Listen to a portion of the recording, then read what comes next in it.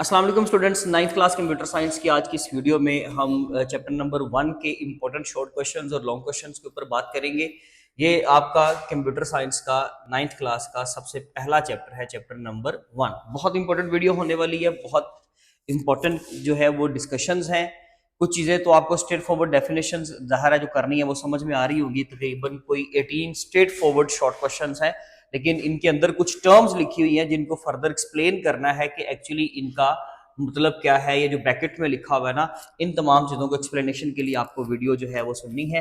बाकी आप इसका स्क्रीनशॉट ले लें। अगर किसी को बिल्कुल straightforward to the point questioning तैयार करनी है तो मैं इसको बिल्कुल भी मुश्किल नहीं करना चाह रहा। आप इन तमाम शॉर्ट क्वेश्चंस का स्क्रीनशॉट लें और इन वैसे तो देखा जाए तो मैंने ऑलमोस्ट सारे टॉपिक्स में से हर हेडिंग ही लिख दी है। कुछ चंद एक हेडिंग जो है वो मैंने स्किप की होंगी, अदरवाइज मैंने सब कुछ ही लिखा है। आपकी जस्ट मोटिवेशन के लिए बता दूं कि तकरीबन 18 to 20 आपके शॉर्ट क्वेश्चंस बन रहे हैं। कुछ कंसेप्चुअल क्वेश्चनिंग आप ऐड करेंगे, 25 क्वेश्चंस भी बन जाएं तो मेरे ख्याल से एक चैप्टर के अंदर 25 क्वेश्चंस की कोई खास जो है वो वर्थ नहीं बनती। ये इतना कोई खास काम नहीं है, कोई बहुत ज्यादा बर्डनाइज जो है वो आपके लिए चीजें नहीं होंगी। बड़ा आसान सा टू द पॉइंट काम है, आपने जो समझना है इसको। सबसे पहले मैं आपको पॉसिबल जो मुमकिन है कि शॉर्ट क्वेश्चंस आ सकते हैं वो भी बताऊंगा, और जो इंपॉर्टेंट है वो भी बता रहा हूँ। और इनके अंदर भी फर्दर जो बहुत इंपॉर्टेंट क्वेश्चंस हैं मैंने वो भी मार्क कर दिए, क्योंकि देखिए जी इस बुक के साथ हमारा पहला साल है। इससे पहले इसका पास पेपर हमने क्योंकि कवर नहीं किया हुआ, हमारे पास कोई पास पेपर नहीं है ना। इसको अगर एक्सपीरियंस के तौर पे कोई चीज होती तो हम बता देते कि जी ये पिछले साल क्वेश्चन आया हुआ, ऐसा कुछ नहीं है।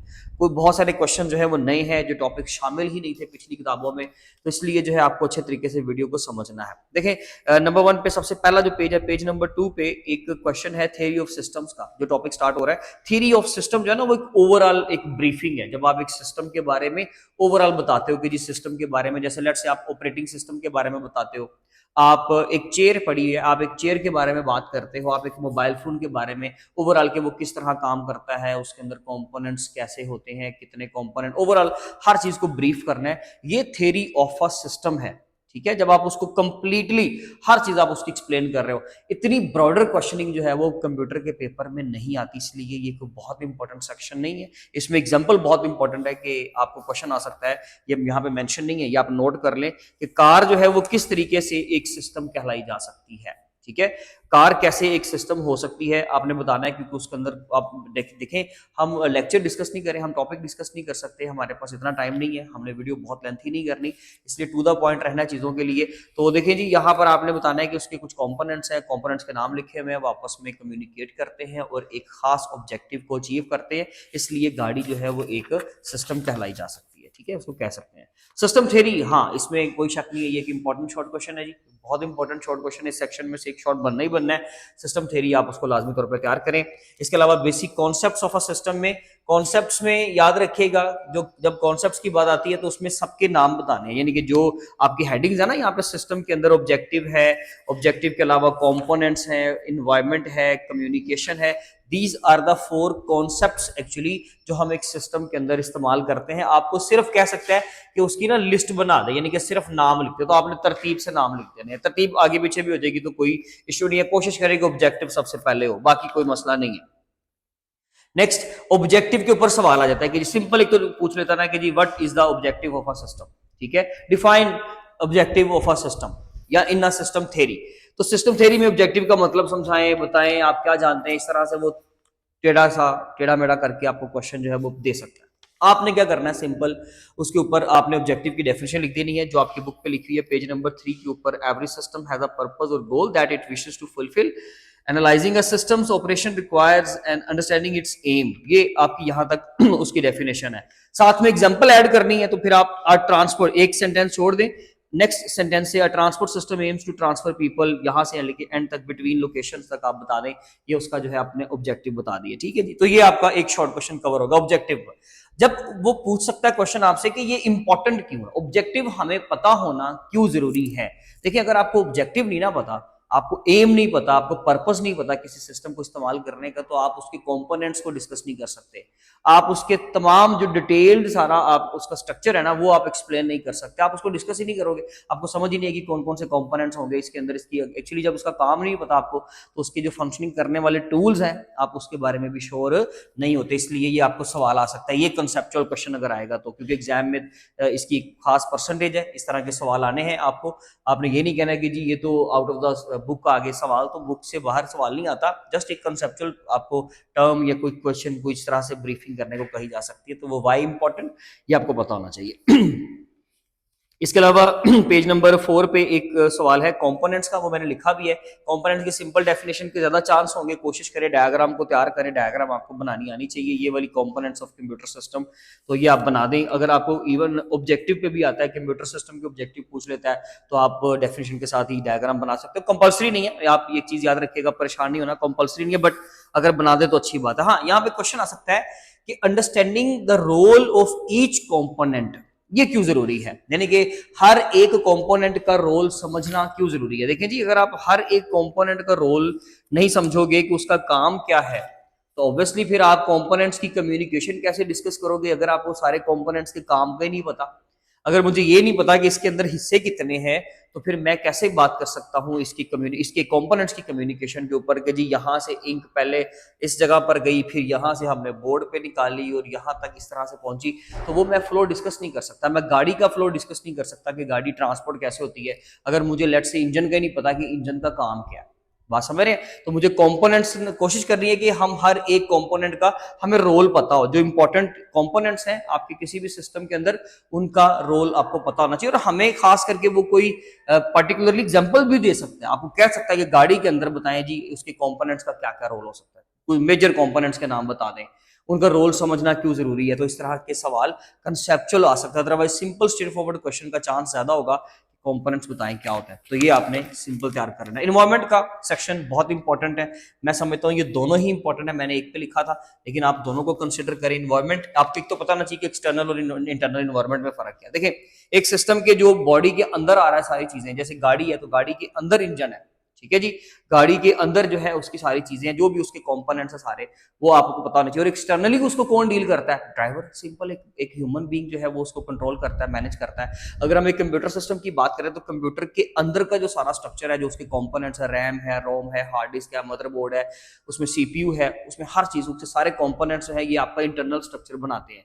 उसके कंपोनेंट्स आपस में मिलकर काम करते हैं, input devices, output devices, memory, CPU, ये 4 यूनिट्स जब मिलकर काम करते हैं तो कंप्यूटर कुछ आउटपुट प्रोवाइड करता है, सिंपल। उसमें एक्सटर्नल क्या है? उसमें एक्सटर्नल ये है कि जो उसकी नेटवर्किंग हुई है, जो आपने राउटर्स वगैरह के साथ उसको अटैच किया हुआ है, जो आप उसकी स्विचिंग कर रहे हो, जहां पर आपने उसका स्विच लगाया हुआ है, तो ये सारा उसका एक्सटर्नल इन्वायरमेंट बनाते हैं। आप उसको इंटरनेट देते हो तो वो एक्सटर्नल इन्वायरमेंट में आएगा। तो ये आपको पता होना चाहिए कि एक इन्वायरमेंट के अंदर एक्सटर्नल चीजें कौन कौन सी हैं और इंटरनली जो कॉम्पोनेंट्स है वो कौन कौन से हैं, ठीक है जी। इसके अलावा ओवरऑल डेफिनेशन आ सकती है इन्वायरमेंट की, बताइए जी इन्वायरमेंट क्या होता है, एक सिस्टम के या सिस्टम थ्योरी के कॉन्सेप्ट के अंदर इन्वायरमेंट क्या चीज है। उसमें स्टैटिक वर्सेस डायनामिक का पैराग्राफ तो शामिल नहीं है, वो तो बोर्ड के पैक्टा के फाइल के अकॉर्डिंगली वो तो निकाल दिया गया। बाकी डिटर्मिनिस्टिक वर्सेस नॉन डिटर्मिनिस्टिक की बात करें तो वो हिस्सा शामिल है, और वो मैंने यहाँ पे लिखा भी है कि डिटर्मिनिस्टिक वर्सेस नॉन डिटर्मिनिस्टिक आपको डिफरेंशिएट करने को कहा जा सकता है, आपको डिफरेंस बनाना आना चाहिए। इसके अलावा ये एक इंपॉर्टेंट सेक्शन है, आपको एग्जांपल देके पूछ सकता है कि जी बताएं ये डिटर्मिनिस्टिक सिस्टम है या नॉन डिटर्मिनिस्टिक है। तो इसमें हमें पता होता है कि जब हमारे पास आउटपुट के बारे में हमारी एक्सपेक्टेशंस क्लियर होती हैं और हम उसके बारे में फिक्स इनपुट देते हैं तो फिक्स्ड आउटपुट आती है, हमें उसके बारे में श्योर होता है कि क्या आउटपुट आने वाली, वो डिटर्मिनिस्टिक है। लेकिन जब हमें आउटपुट के बारे में अंदाजा नहीं होता कि इन्वायरमेंट चेंज करने से क्या होगा, आउटपुट चेंज हो जाएगी या नहीं होगी, या क्या आउटपुट होने वाली है, जब हम श्योर नहीं होते तो वो नॉन डिटर्मिनिस्टिक होता है। तो वो आपको कोई भी स्टेटमेंट देकर पूछ सकता है कि जी बताएं इसकी जो आउटपुट होगी जो इन्वायरमेंट चेंज करने से वो क्या रहेगी, फिक्स रहेगी या चेंज हो जाएगी, तो डिटर्मिनिस्टिक हुआ या नॉन डिटर्मिनिस्टिक हुआ। तो इस तरह का सवाल वो पूछ सकता है। ये बहुत कंसेप्चुअल क्वेश्चनिंग थी यहाँ पे जो हमने डिस्कशंस की है, ये सिस्टम थ्योरी, ये सारा आपका एक टॉपिक अभी चल रहा है, ठीक है जी। नेक्स्ट हम आते हैं types of science of system पे। ये एक बड़ा इंपॉर्टेंट जो है वो टॉपिक है, थोड़ा सा इसको समझना मुश्किल है। एक तो बोर्ड में याद रखिएगा इसका 1.3.3.2 सेक्शन शामिल नहीं है, प्रॉपर वहां पे पेक्टा की फाइल में हेडिंग लिखी है design science of computer science, otherwise बाकी natural science, design science, regulative cycle, empirical cycle, computer science, natural science of computer science, यहाँ तक सारा कुछ शामिल है। ठीक है जी। तो इसको आप डिजाइन साइंस जब उन्होंने एक बार मेंशन कर दिया ना कि ये शामिल नहीं है design science of computer science, तो होप्स हो कि ऊपर से भी क्वेश्चन तो नहीं आएगा, बट फिर भी क्योंकि फाइल में प्रॉपरली मेंशन नहीं है, हमने गलती नहीं करनी, हम उसको तैयार करेंगे।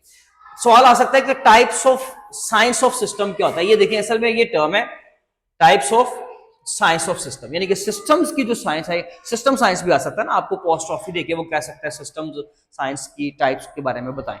दो टाइप्स हैं, एक डिजाइन साइंस और एक नेचुरल साइंस, सिर्फ इनके बारे में पता होना चाहिए, दोनों की डेफिनेशंस तैयार होनी चाहिए आपको।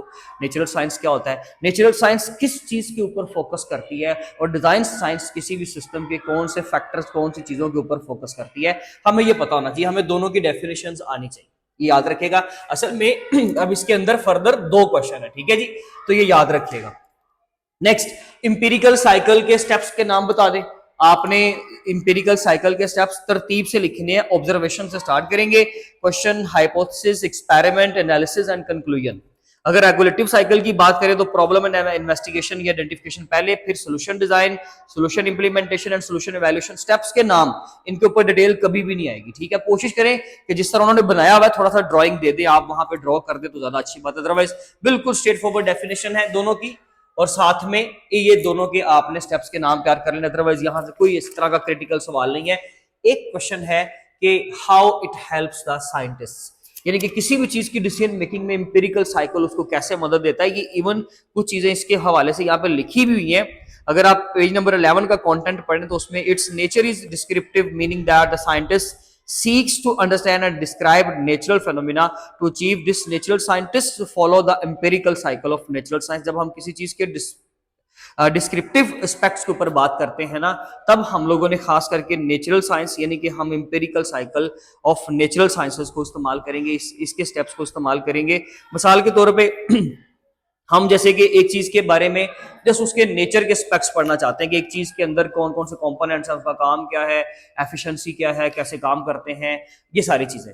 और एक चीज है कि हम किसी चीज की इंप्रूवमेंट के लिए क्या करें, तो वो डिजाइन साइंस के जो है वो जिम्रे में आ जाएगा। तो वो 1.7 आपका होगा, यानी कि रेगुलेटिव साइकिल आपका पेज नंबर 12 पे। जब हम किसी चीज को आर्टिफिशियल, कोई चीज जब हम खुद डिजाइन करते हैं मसनूई तौर पे, वो आपका क्या है जी, रेगुलेटिव साइकिल। जब हमने एक चीज अपने पास से खुद क्रिएट करनी है, लेकिन एक बनी हुई चीज को, पहले से एग्जिस्टेड चीज को अगर आपने डिस्कस करना है, तो वो नेचुरल साइंस। यही दोनों में डिफरेंस भी है, आपको इन दोनों में डिफरेंस का भी इवन क्वेश्चन आ सकता है। ये बहुत इंपॉर्टेंट सेक्शन है, इसलिए इसको समझे ध्यान से।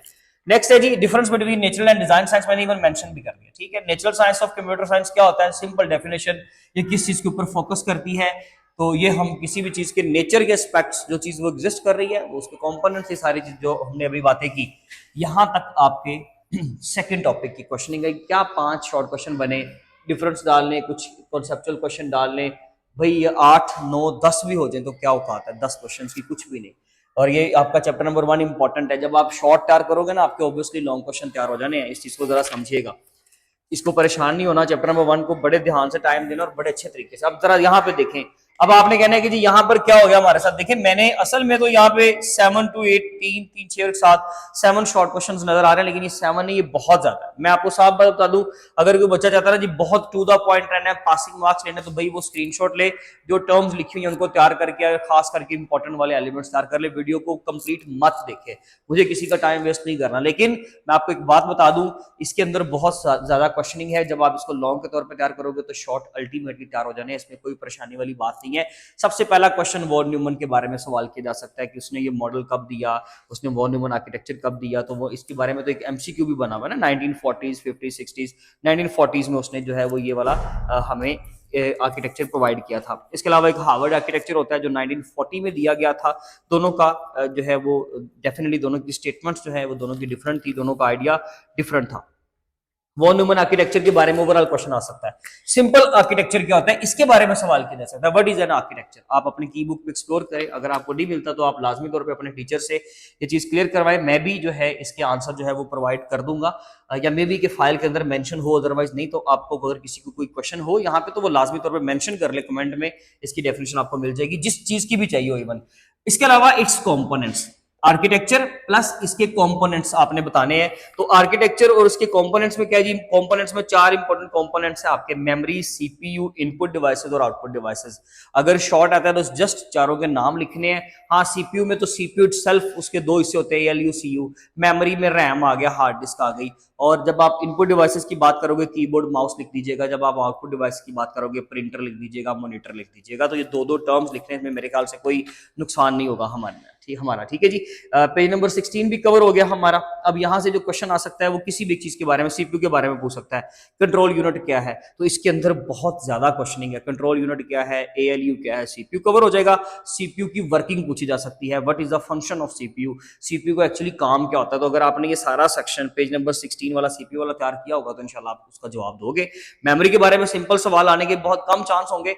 मेमोरी के बारे में भी इसी तरह से सवाल करेगा कि उसका फंक्शन बताएं, उसकी वर्किंग बताएं। तो आप चले जाए पेज नंबर 17 पे, आप जरा वहां पे जाकर देख लीजिए कि जी वहां पे तमाम कंपोनेंट्स की जो है वो वर्किंग किस तरह से है और कौन सी चीज किस तरह से काम करती है। उसमें खास करके जो है उसका स्टोरिंग वाला सेक्शन वो मेमोरी के लिए है, वो स्टोर करती है डाटा को। तो सिंपल इनके फंक्शंस भी हमें तैयार होने चाहिए। अगर आपने लेक्चर नहीं लिए हुए तो प्लेलिस्ट में जाकर चैप्टर नंबर 1 की एक बार लेक्चर ले लें, आपको मजीद क्लियर हो जाएगा इंशाल्लाह, कोई परेशानी नहीं रहेगी। वर्किंग भी हो गई।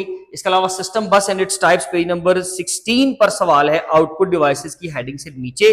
अ सिस्टम बस is a communication mechanism that facilitates the movement of data between components inside a computational system. The most important definition, उसकी 3 टाइप्स हैं, याद रखिएगा, सिस्टम बस, डाटा बस, एड्रेस बस और कंट्रोल बस। तीनों का अलग अलग टास्क है। यहां तक डिटेल में तो नहीं जाएगा कि कंट्रोल बस का ही काम पूछ ले कि क्या होगा, आपको सिंपल बस का सवाल पूछेगा और उसकी टाइप्स के बारे में पूछ सकता है। तो आपने जस्ट वो नाम तैयार कर लेना, ठीक है जी। वॉन न्यूमन आर्किटेक्चर की डायग्राम लाजमी तौर पर तैयार करें। हम अभी लॉन्ग क्वेश्चन के ऊपर वैसे खैर बात कर भी रहे हैं। देन आती है working, fetching, fetch decode cycle बोलते हैं। पेज नंबर 17 का जो कंटेंट है that is called as fetch decode cycle. इसके अंदर हमने सबसे पहले इंस्ट्रक्शंस को, जो भी कंप्यूटर की तरफ से इंस्ट्रक्शन आई है उनको फेच करना है। सीपीयू फेच करेगा, उसका कौन सा कंपोनेंट करता है वहां पे मेंशन्ड है कि वो कौन से रजिस्टर्स या कौन सी चीजें हैं, मेमोरी है, सीपीयू है इटसेल्फ या उसका कौन सा रजिस्टर है जो उस इन इंस्ट्रक्शंस को फेच करेगा। देन उन इंस्ट्रक्शंस को डी कोड किया जाएगा, उनका मतलब समझा जाएगा डिटेल में जाके करना क्या। सपोज करें 2+3 लिखा हुआ है तो 2 और 3 को फेच कर लिया, प्लस को फेच कर लिया। प्लस का मतलब समझना है कि हमने प्लस का मतलब क्या होता है, करना क्या है इसमें। जब हमें समझ आएगी कि प्लस का मतलब ये है और हमने इन दोनों को ऐड करना है, देन हम ऐड करेंगे और अपनी एग्जीक्यूशन परफॉर्म कर देंगे ना वहां पे। तो वो कौन सा कंप्यूटर का कंपोनेंट है जो एग्जीक्यूशन परफॉर्म कर रहा है, उनके नाम मेंशन है वहां पर। आपको कोई भी एक टास्क दिया जा सकता है, कहा जा सकता है बताएं इसके अंदर कौन सा कंपोनेंट इन्वॉल्व है। अगर किसी ने अच्छे तरीके से इसको कंटेंट को पढ़ लिया, समझ लिया इसका मकसद क्या है, तो यहाँ पे वर्किंग लिखी हुई है सिंपल, पहले फैचिंग लिखी हुई है कि आर्किटेक्चर में, वॉन न्यूमन आर्किटेक्चर के अंदर एक्चुअली काम होता किस तरह से। देखिए जी, सबसे पहले फैच होता है, कोई भी इंस्ट्रक्शन जो है वो फैच हुई, देन उसको डी कोड डिटेल में जाकर देखा गया करना क्या, देन उसको परफॉर्म किया जाता है, एग्जीक्यूट किया जाता है। और उन तमाम के डेफिनेशंस लिखी हुई हैं। फैचिंग की डेफिनेशन है, डी कोडिंग क्या है उसकी डेफिनेशन है, एग्जीक्यूशन और स्टोरिंग, इन चारों की पहले पहले जो डिस्क्रिप्शंस हैं वो असल में डेफिनेशंस, आप डिफाइन कहते हो उसको, असल में हम उसको डिस्क्रिप्शन कहते हैं प्रॉपर, क्योंकि कोई टर्म तो है नहीं। तो डिस्क्रिप्शन हो गई। देन उसके अंदर कौन कौन सा हार्डवेयर इन्वॉल्व है बस आप यहां तक बता दें। स्पेसिफिकेशन वाली हेडिंग छोड़ दें, उससे नीचे वाला जो भी चीजें हैं वो आप बेशक उसमें मत जाएं, डिटेल में मत जाएं। और स्पेसिफिकेशन स्टोरिंग में भी हेडिंग आ रही है, एग्जीक्यूशन में डिटेल की एक हेडिंग आ रही है, वो आप बेशक ना करें। आप सिर्फ डिस्क्रिप्शन और इन्वॉल्व कंपोनेंट्स या हार्डवेयर कौन सा ये काम करता है यहां तक कर लें। ये चार आपको सेक्शन इस तरह से निपटाने हैं। कैरेक्टरिस्टिक्स के ऊपर सवाल आ सकता है, बहुत इंपॉर्टेंट सेक्शन है। एडवांटेजेस पूछ सकता है, एडवांटेजेस कोशिश करें सिर्फ नाम ना लिखें, एडवांटेजेस दो ही हैं, दोनों को आप आगे प्रॉपर ब्रीफ करें जैसे उनकी लाइंस लिखी हुई है। And then von Neumann architecture के ऊपर बोटलनेक के ऊपर आएगा कि उसका डिसएडवांटेज पूछेगा। तो अगर आपने लेट्स से सिक्योरिटी रिस्क आप लिख देंगे तो कोई इशू नहीं है, नहीं लिखेंगे तो जस्ट वो बोटलनेक भी लिख देंगे तो काफी होगा। तो बोटलनेक के ऊपर अलग से भी सवाल आ सकता है कि ये क्या चीज होती है। इसके अलावा आपने अपने एक्सरसाइज के शॉर्ट क्वेश्चन नहीं छोड़ने। देखिए जी 30 to 40%, 50% चांस होगा कि यहां से क्वेश्चन, हाँ कुछ बच्चे कहते हैं शायद 70% एक्सरसाइज से आएगा, ऐसा कुछ नहीं होने वाला। 70% पेपर कंप्यूटर का आज तक एक्सरसाइज में से नहीं आया, सिंपल कंटेंट आएगा आपके सामने है, कोई बहुत ज्यादा क्वेश्चनिंग तो है नहीं। बाकी आपके जो लॉन्ग क्वेश्चन शामिल हैं सिलेबस के अकॉर्डिंगली, क्वेश्चन नंबर 1 है, 6 एंड 7 है, उसमें आपके पास 3 तो टॉपिक बनते हैं। एक तो ये नेचुरल साइंस वाला है, ठीक है, जो कि बहुत इंपॉर्टेंट नहीं है। लॉन्ग के लिए ये 2 सेक्शन बड़े इंपॉर्टेंट है, एक वॉन न्यूमन आर्किटेक्चर और एक ये वाला। अगर आप आर्किटेक्चर की बात करें तो ये इस तरह नहीं आएगा कि सारा ही क्वेश्चन पूछ लेगा, नो, इसका कोई एक सेक्शन पूछेगा, या तो वो कैरेक्टरिस्टिक के साथ एडवांटेज डिसएडवांटेज पूछ लेगा लॉन्ग क्वेश्चन में। अगर हम वॉन न्यूमन के बारे में बात करें तो वॉन न्यूमन आर्किटेक्चर का सवाल किस तरह से आएगा, advantage plus disadvantage plus characteristic. ठीक है जी, ये आपका पहला तरीकाकार उसका ये होगा। नंबर 2 पे वो आपको क्वेश्चन इस तरह से दे सकता है कि आपको आर्किटेक्चर की डेफिनेशन के साथ उसकी कंपोनेंट्स की वर्किंग के बारे में पूछ सकता है। सिंपल, बहुत कम चांस होगा कि सिर्फ कंपोनेंट्स का कह दे कि जी हमें बताएंगे कंपोनेंट्स कौन कौन से, तो आपने 4 कंपोनेंट्स को एक्सप्लेन कर देना है। अगर कंपोनेंट्स और उनकी वर्किंग के बारे में बात करें, ये बड़ा क्रिटिकल पॉइंट है, तो फिर हमने क्या करना है, हमने अपने टेस्ट की डिस्कशन में भी ये चीजें डिस्कस की हुई हैं। फिर आप पेज नंबर 16 और 17 का कंबाइंड कंटेंट लिखोगे। एक टर्म आप इस मेमोरी को एक्सप्लेन कर रहे हो, मेमोरी की वर्किंग बता रहे हो, कहां से जाके पेज नंबर आपके 17 से जाके स्टोरिंग के बारे में बात कर रहे हो। बात समझ आ गई है? इस तरह से इसको कवर करना है। इसका स्क्रीनशॉट ले ले, कोई क्वेश्चन कोई क्यूरी हो तो लाजमी तौर पर पूछें, अदरवाइज इंशाल्लाह अपने नेक्स्ट चैप्टर के साथ मिलेंगे। तब तक अपना ख्याल रखें। Thank you so much. अल्लाह हाफिज़।